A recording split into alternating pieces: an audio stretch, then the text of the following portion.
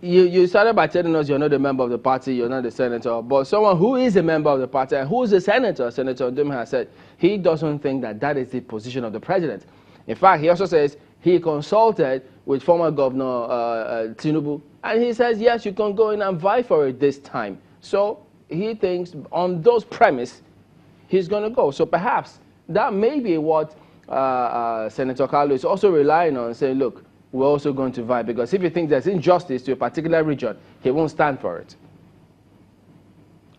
The party is not the president, and the president is not the party, even though the president is a critical stakeholder in the party. I tell you, and you can take it to the bank, President Muhammadu Buhari will never say, vote for this man. I don't think he will do it. Rather, he might say things like, I can work with anybody. But whether he will drive that position after a president has emerged, president of the Senate has emerged, is a different matter. Because that was his same position in 2015. Don't get me wrong, Chamberlain. Ndume, Senator Ndume, with greatest respect, can contest. Orji Kalu can contest. But you have to weigh your personal interest of contesting, juxtapose it and balance it with the collective interest of the party. I am a person that believes in party supremacy.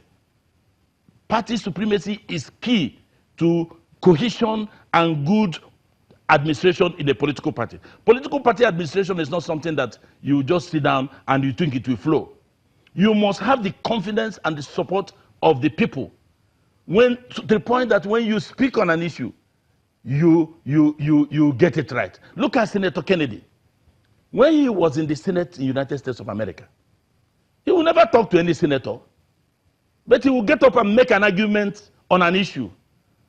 By the time he was done, 30, 40 senators will be keen in his argument. It is integrity. It is because of his patriotism.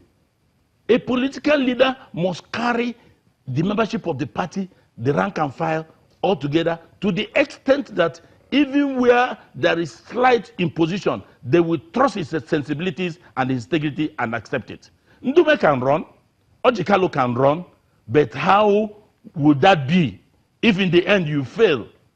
You have put yourselves in the bad books of the party. You may say that you don't need the party in the next 4 years. Yes, we saw it. But you see, what goes around, comes around. All right, so Chief, you must try to be a good party man. Let me take you up on this question, Chief. You talked about party supremacy, and of course, you know, that cannot be remonstrated. But what relationship do you think, or how sensitive should party supremacy be in our own political arrangement here to zoning, to the zoning formula that's likely to play up that does play up from time to time in our polity? Well, you're taking me to a realm I'm watching with keen interest. In all this, you can find out that a geopolitical zone has been excluded completely. Even though they have, I think they have a few senators, one or a few or 6 senators, they've been excluded. That will now take you to the issue of, you know, the party position on that.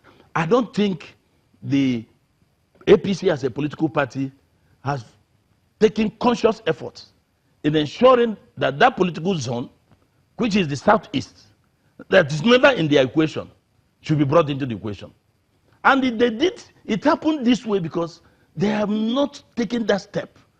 I'll tell you, the southeast was waiting.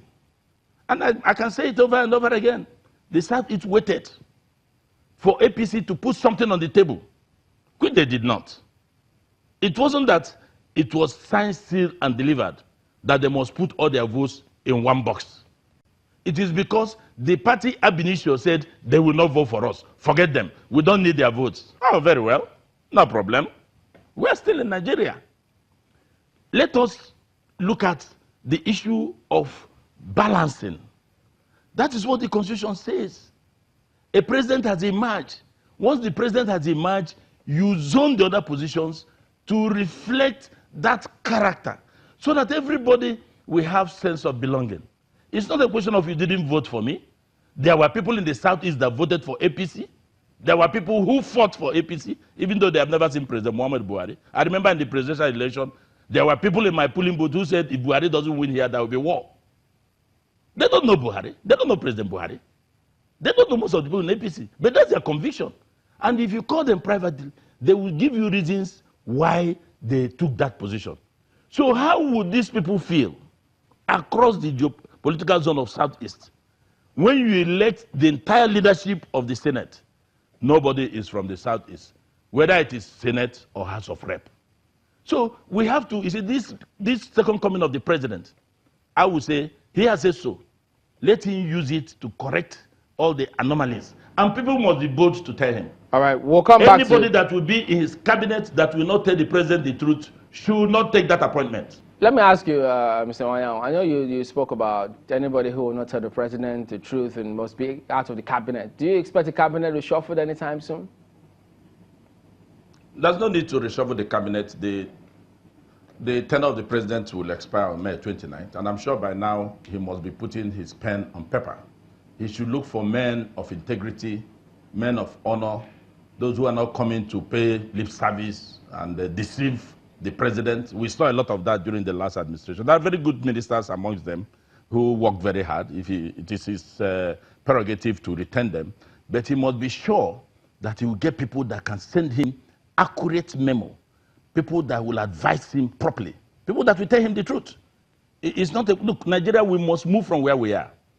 And this is the time for us to take a step, many steps ahead of others, so that Nigeria will get out of where we are. It's not a question of I want to be minister. You see anything done by the president is right.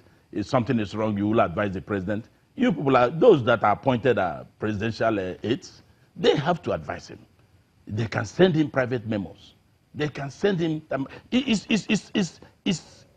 for Nigeria. It's for common good, it's for the people of Nigeria. It is not for you that has been appointed. So that's why the president must be very, very careful and quickly too, and look for people that are ready to work selflessly for the people of Nigeria. That's my thinking. What should he do with young people? Hello? What should he do with young people? I expect more young people into his cabinet. You see, Nigerian society is a very vibrant one. Even when you get to social media, you can see the intellectual depth of most young men and women we have today. Most of them jobless. I dare say that we have more educated, more enlightened persons out of job than those who are working for government. I can tell you that for free, and you can take it to the bank. We should look for these good hands. They are scattered all over Nigeria. We have very bright young people today in Nigeria who have no formal jobs, but they keep doing one thing or the other to survive. The president should look at people within those age brackets, bring them to government. Look at those that, some of them that even contested the presidential election. Some of them are very bright, very good. We'll carry them along. This is how to build succession, how to build people that will take over from you. We have to get them on board and let them start learning the practical thing through the ropes. And Nigeria, we have this system of having people standing by to take over in case of anything. So young people, men and women, should be brought into government because they are qualified to do so. All right, thank you very much indeed for talking to us. Chief Dan Iwuantanwu, Chairman, National Chairman, Zenith Labour Party. I mean, when you keep talking about the bank, I almost made the mistake of saying Zenith Labour Bank. Well, there you go, gentlemen. Well, that's the show today. Thank you all for watching. We'll see you next week. I'm Chamberlain. And I am Makide here saying have a wonderful weekend.